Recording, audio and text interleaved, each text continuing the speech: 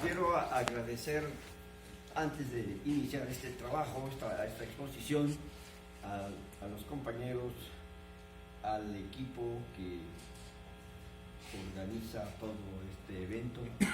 Creo que, como dijo el distinguido maestro, doctor, es muy importante recordar no solo el pasado histórico, sino ver que este pasado sigue siendo casi el presente y el futuro del ser humano y de la humanidad. Yo soy muy crítico en ese sentido de aquellos que dicen qué historia, porque por ahí un periodista fue al lejano oriente y dijo: no vi ningún monumento histórico, solo billetes ahí. Y yo, pues lógico que no podemos estar de acuerdo con esa tesis, ¿no? O esa hipótesis tan vulgarcito, ¿no? Entonces, voy a hablar como profesor, como dijo el distinguido maestro normalista, de un gran maestro normalista que decía que él era solamente un simple profesor, pero sabía alemán, sabía latín, sabía inglés y había traducido algunos libros de teoría pedagógica, ¿no? Gallardo Zamora, el famoso. Bueno, entonces, muchas gracias y vamos a empezar, pues, maestro. La conferencia se llama La Escuela Normal Superior de México, origen y disrupciones en la continuidad y discontinuidad de la política educativa mexicana. Yo creo que no hay ninguna duda de que cada uno de los problemas serios que tiene el país es que no ha podido unificar un criterio o que oriente la vida académica y política del país. Cada sexenio va cambiando, van variando, como dijo el maestro, y entonces nosotros pues tenemos que, pues si no cambiamos podemos morir por inanición. Entonces pues hay que ir tratando de recoger lo más importante de nuestras tradiciones históricas y de nuestra cultura nacional y del mundo también, ¿no? Entonces por eso le titulamos Continuidad y Discontinuidad. En esa discontinuidad se dan precisamente esas grandes disrupciones, ¿no? Entonces empezamos con el origen del normalismo. Bueno, este es como un dato histórico muy importante porque seguimos pensando los normalistas que el normalismo viene de Francia, ¿no? Pero el normalismo creo que nació hasta con Lutero. Martín Lutero es el primer protestante, el reformador, que solicita a los príncipes alemanes que funden escuelas porque él necesitaba maestros en alemán, porque la Biblia y todo se hacía en latín, ¿no? Entonces lógico que no había manera de que se pudiera traducir para el pueblo, ¿no? Entonces él es el primero que plantea esto. Estamos hablando del siglo XVI, ¿no? Pero el 16, 17 y 18, de hecho, el Renacimiento, el humanismo, la revolución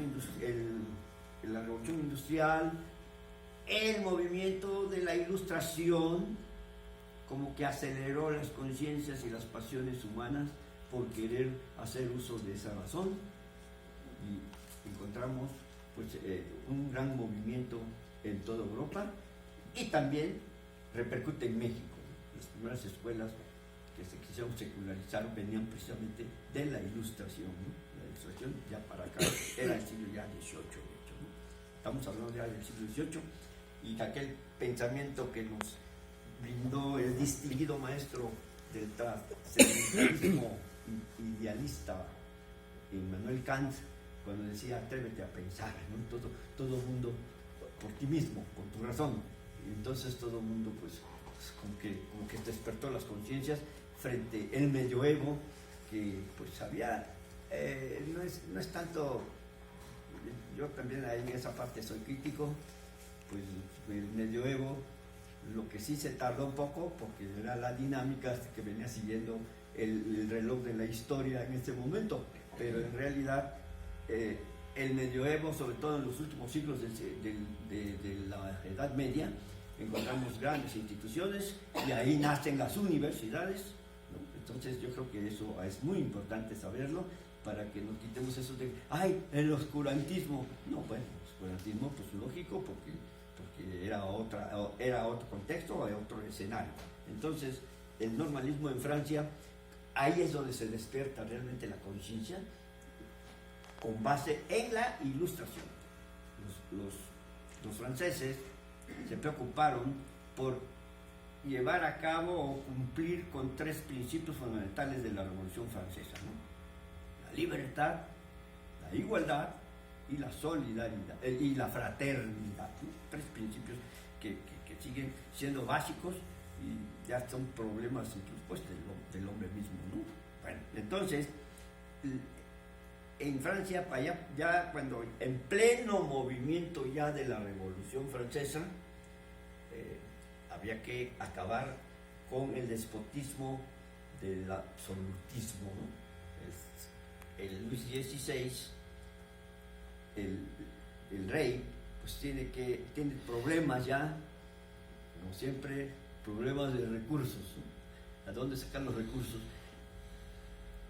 Y pues hay varias etapas dentro de la revolución, pero yo nomás me quiero referir el momento en que ya tenemos una gran convención, y esa convención es la que produce una norma en el que le quiere quitar todo el poder al clero, quiere quitar todo el poder a la clase dominante en ese momento, ¿no? En ese momento, y entonces quiere hacer cumplir el primer principio, el principio de la igualdad. Y como todas nuestras revoluciones y todas nuestras escuelas normales, también hay que citar esa clave de que nunca han nacido, ya con excepción de la Escuela Nacional de Maestros, que en este momento se llamaba Escuela de Instrucción Primaria para los profesores de la Ciudad de México, pero en el mismo discurso que dice Joaquín Baranda, que era el ministro de Justicia e Instrucción Pública en ese momento abre las puertas a todo el país, y por eso ya desde ahí viene ya la situación de nacional de maestros, ¿no? Pero no era nacional, era nada más para la ciudad. Sin embargo, abrió las puertas, y esa apertura es la que nos va a permitir, antes de que naciera esa escuela, es la única institución que nace con edificio propio, nace con un estudio previo, nace con un decreto, nace con una planta de maestros, que por cierto, esa primera planta viene de Veracruz con el licenciado Miguel Serrano, ¿no? Y ya Veracruz, yo le llamo el mosaico pedagógico de la historia educativa de México. Ahí se crearon las primeras academias, la escuela de Jalapa, la escuela de Orizaba, que eran donde se preparaban a los maestros, ¿no? Ahí llegó Laucher, llegó Rebsamen, y son los grandes pedagogos de Europa que vienen a mover las conciencias del pueblo mexicano y a tratar de popularizar esto, ¿no? Entonces, no solamente voy a tocar esa idea de Francia, en el sentido pues de que ahí nacen, pero nacen en los lugares apartados fundamentalmente, ¿no? ¿Cómo han nacido nuestras escuelas, ¿no? Hay que llevar la luz hasta allá, a donde se necesite, y algo resuelve ciertos problemas, ¿no? Entonces, el acceso a la cultura siempre nos lleva a poder, pues, a sobrevivir, si no vivir muy bien, por lo menos sobrevivir, ¿no? Y adaptarse a la dinámica de la historia misma, ¿no? Entonces, de eso de la Revolución Francesa, la Ilustración, que de hecho pues no lo vamos a desarrollar demasiado, la convención de la que yo hablé, estas escuelas nacen por 1793. Ahí se funda la primera, pero son cursos, así como dijimos, vamos a ver quiénes pueden ir a dar este cursito allá en aquella comunidad, y entonces poco a poco tienen éxito. Así nació la Escuela Normal de París, y que después se convirtió en una normal superior. Estamos hablando de en 1793, y es Napoleón, el gran conquistador casi de Europa, y el hombre que difunde la cultura en ese momento, porque era el conquistador. Y una buena anécdota: en la Universidad de Jena llega Napoleón con su caballo y se encontraba el maestro Hegel dando clases. Jorge Guillermo Federico Hegel estaba dando clases ahí, y se para enfrente de la Universidad de Jena y dice, como cuando dice, ¿qué quieres, no? ¿Qué? Y el maestro Hegel dijo, adelante, usted es el difusor de la cultura, ¿no? Así. Y entonces Napoleón apoyó esa situación y siguió conquistando a Alemania y siguió conquistando Europa hasta su muerte, ¿no? Hasta su muerte, que ya no le fue muy bien, pero así. Entonces Napoleón, el pedagogo, casi es el hombre que difunde el normalismo, ¿no? Pero, entonces ahí podríamos dejar esa parte. Aquí está el Napoleón Bonaparte, ¿no? El imperio de Napoleón. Y luego ya viene la escuela de París, ya más o menos estamos propiamente ya en el 1794, y más adelantito, por eso ya para el siglo XIX, estamos hablando ya de los 1804, 4, 7, por ahí, y entonces ya toma forma de aquellos cursos que se llaman así como de preparación o de capacitación o de actualización o de enseñar las primeras letras. Así empiezan los normales, enseñan las primeras letras, tienen un gran éxito y entonces ya llegan a París, y entonces así es como se funda la Escuela Normal de París, ¿no? Bueno, entonces pasamos al proyecto liberal de las leyes de instrucción pública. Aquí tuvimos, si siguiéramos más o menos la ruta de la cuarta T, aquí diríamos que estaríamos en la segunda T. Lo que voy a decir aquí, formación de profesores. Ahí, pues ya el Estado se había separado, o sea, se habían separado, que nunca se separan. Yo digo que es como que le jugamos ahí un poquito, ¿no? La secularización, la laicidad y todos estos grandes principios que supuestamente los que leen poco de eso, pues piensan que efectivamente, no, don Porfirio fue más inteligente en un momento dado, pero voy a referirme a esa segunda T, o sea, la etapa de la reforma, ¿no? La reforma liberal. Llegamos así rápidamente en 1867, después de aquel 19 de junio famoso, en donde el grupo liberal pone orden al distinguido Maximiliano, ¿no? Entonces, el 15 de julio de 1867, 15 de julio de 1867, el presidente Juárez, que pues ya era, según la Constitución del 57, él ocupaba el Ministerio de Justicia. Entonces, inmediatamente la Constitución decía que en la ausencia del presidente tomaban el poder, de acuerdo con la Constitución del 57. Entonces Juárez se pensó que era, dice, pues yo soy el presidente, pero el grupo conservador pues lo echa de la ciudad de la Ciudad de México, o del Distrito Federal, o todavía no era, pero del Valle de México. Ahí se da una pelea, pero muy fuerte, y en el estado de Veracruz, otra vez Veracruz, ahí se decretan las leyes de reforma, en donde Juárez, pues después de recorrer diferentes lugares, tiene que ir a dar ahí, realmente para dar a conocer esas leyes, ¿no? Entonces, entre esas viene justamente la separación del Estado de la Iglesia, el Estado civil, y entonces el César lo que es del César, a Dios lo que es del Dios, pero al final convergen las situaciones, porque de otra manera no se puede vivir, ¿no? O sea, tiene que buscar la unidad, ¿no?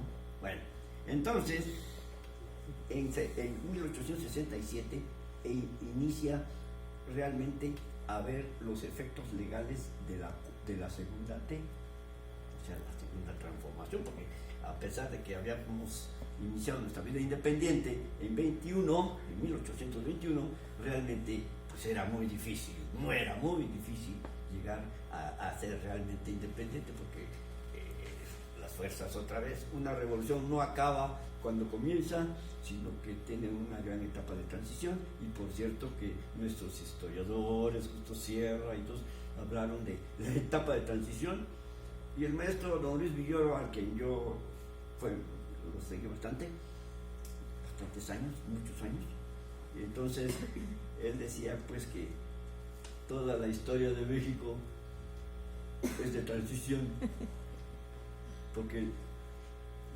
¿por qué de transición? Porque nunca cumplen las metas o los propósitos. Normalmente nos encontramos, ¿no?, con Iturbide y Guerrero, y así lo vamos encontrando en la vida de nuestra historia nacional, ¿no? Así lo vamos encontrando. Al final tenemos que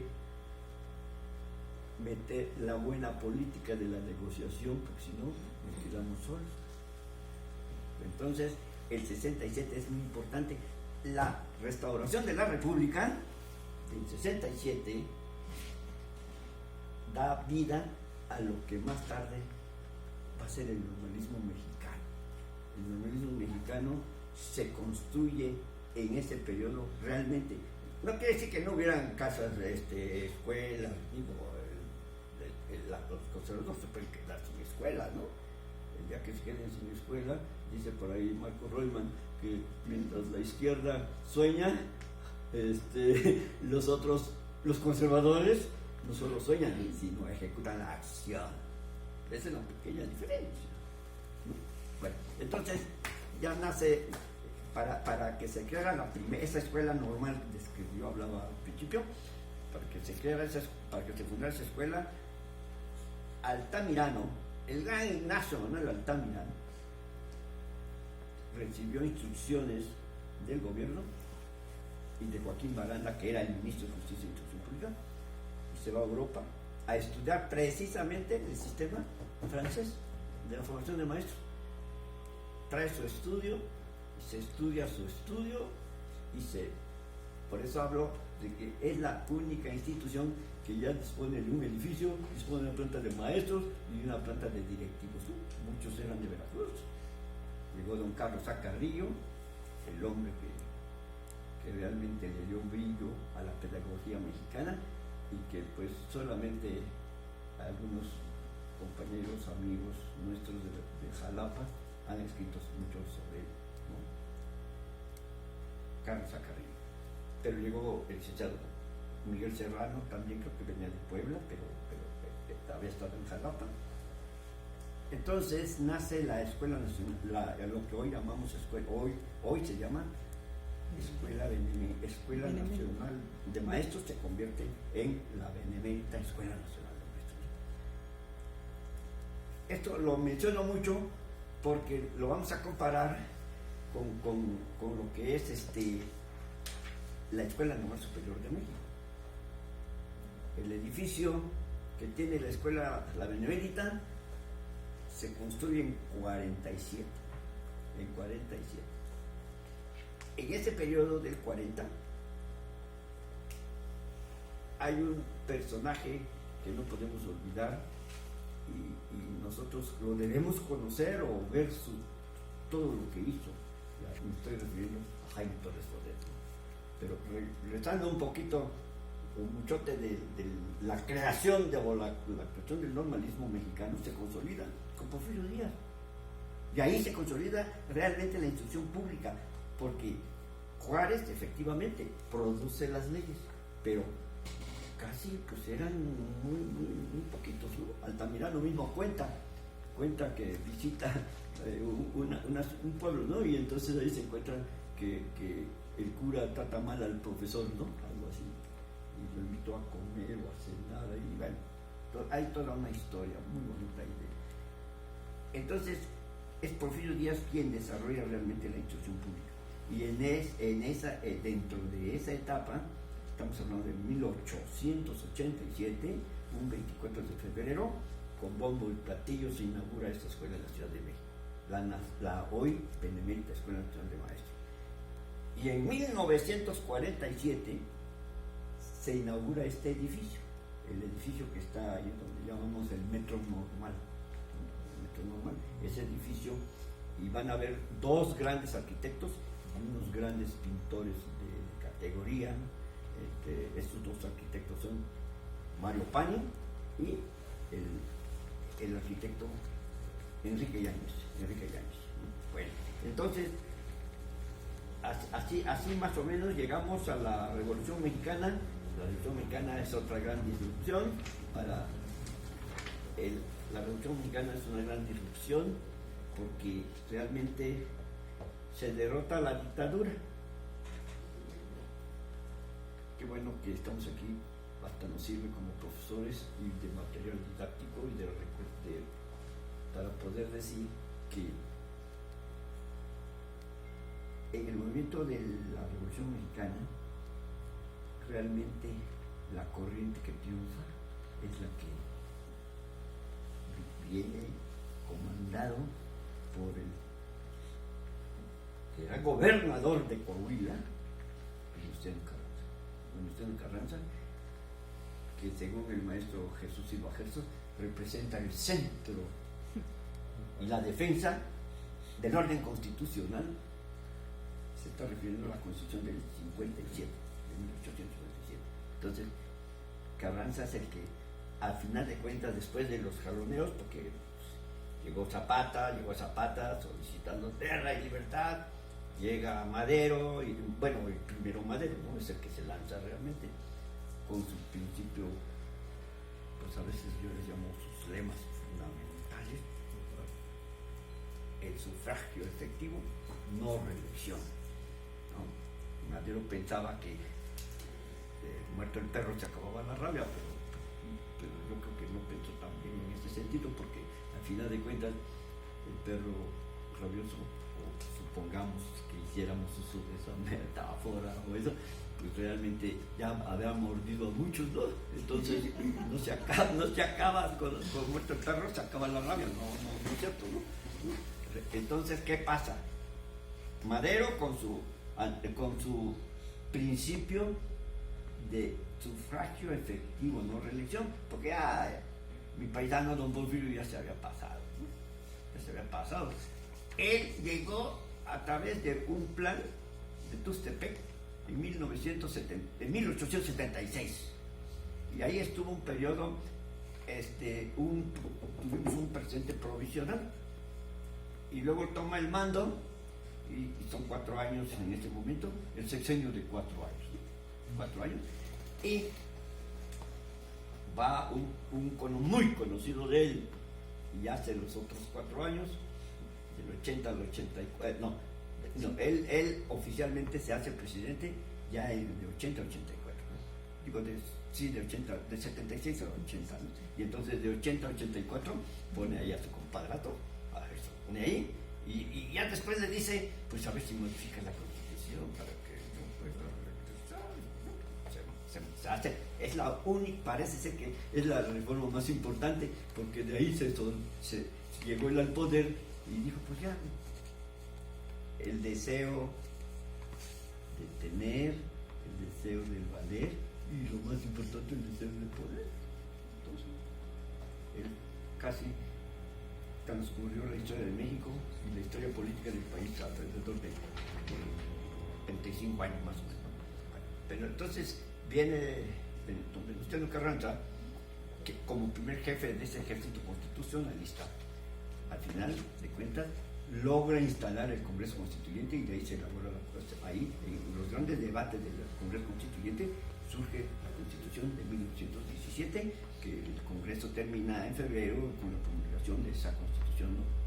Que actualmente pues ya no sabemos qué queda, pero ahí sigue vigente, porque el día que acabemos con esa Constitución, pues ya no sé qué vamos a hacer, o sea, ya se está planteando ves con la cuarta T, muchos cambios, ¿no?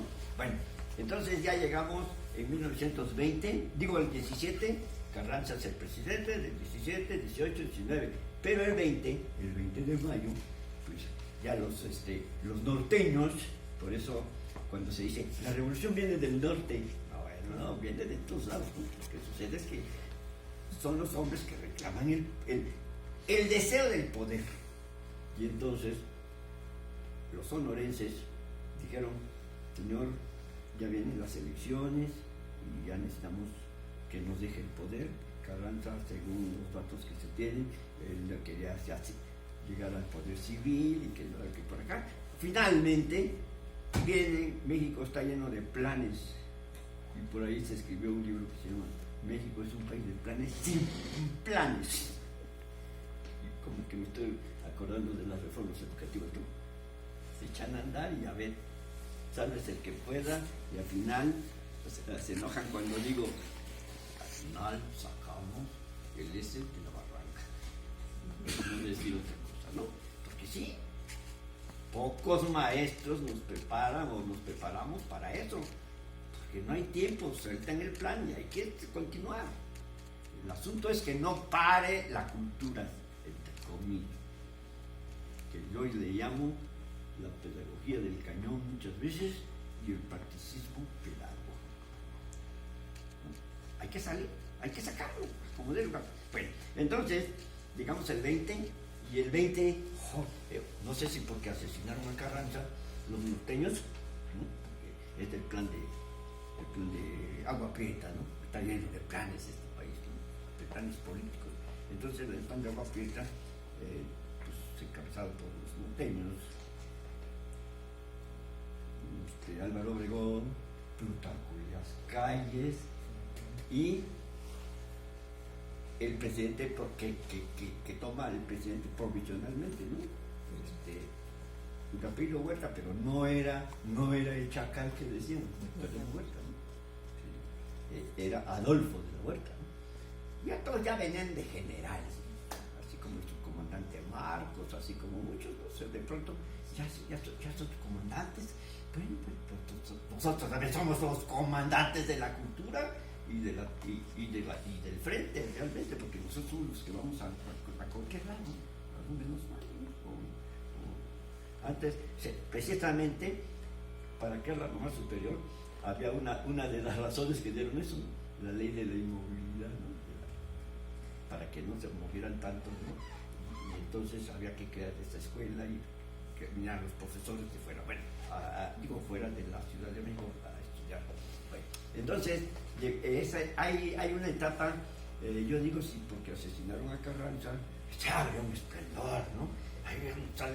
Ahí nace la escuela rural mexicana, las normales, solamente la gran normal era la de la Ciudad de México, de la que yo he estado hablando, ¿no? Pero realmente no, las normales rurales nacen en ese periodo, con las famosas casas del pueblo, las misiones culturales y un sector de profesores que habían ido a la revolución o por lo menos se acercaron a esos movimientos fuertes, armados y todo, llegaron muy bien equipados en ese momento, un grupo fuerte, y entre ellos, pues nada más encontramos a don Lauro Aguirre, que tenía su revista allá por Tamaulipas. Él egresó precisamente de esa normal, ¿no? de lo normal que estoy hablando, de la normal de la Ciudad de México, ¿no? Entonces, él egresó de ahí, y dicen, bueno, ya que son tan buenos, pues a ver qué organizan, y Lauro Aguirre es el que unifica 3 escuelas normales, la de varones, la de mujeres y otra que era nocturna, y entonces así surge la Escuela Nacional de Maestros en 1925. Entonces noten ustedes cómo yo digo, bueno, tenían que justificar algo estos sonorenses, y entonces pues yo creo que sí, porque hay un gran esplendor del país. Es cuando empezamos a ver los primeros frutos de la Revolución Mexicana. Y entonces ya nos vamos acercando al nacimiento de la normal, porque en 25 el maestro que también había estudiado, por cierto, en Jalapa, en la normal de Jalapa, junto con Rafael Ramírez, dos grandes jerarcas de la pedagogía nacional de la escuela mexicana. Entonces, dije que el maestro Lauro Aguirre y el maestro Moisés Sáenz, sobre todo, desarrollan una gran labor ahí, y Moisés Sáenz es el que separa del plan de estudios de 5 años que tenía la Escuela Nacional Preparatoria, que precisamente fue un fruto de Juárez, del Grupo Liberal, la creación, y del positivismo en México, con el doctor Gabino Barreda. Entonces, en 25 se separa el plan de estudios, lo divide el maestro Moisés Sáenz, y deja 3 para la preparatoria. La preparatoria era de 3 años. Perdón, era de 2 años. Y los otros 3 los convirtió para la escuela secundaria. Y entonces así nace la escuela secundaria, pero no hay maestros así como que dijéramos una escuela para profesores de escuela secundaria o de jóvenes adolescentes, decían por ahí, ¿no? Entonces, esa es una de las razones por las que se crea la Normal Superior, que no nace con ese nombre también, y tampoco tiene edificio, y tampoco tiene una planta así como que no. Universitarios, profesores normalistas de buen corazón y de buena vocación, hasta militares, producen esa escuela, pero a través también de los cursos de actualización de profesores que se llevaron a cabo en la Ciudad de México.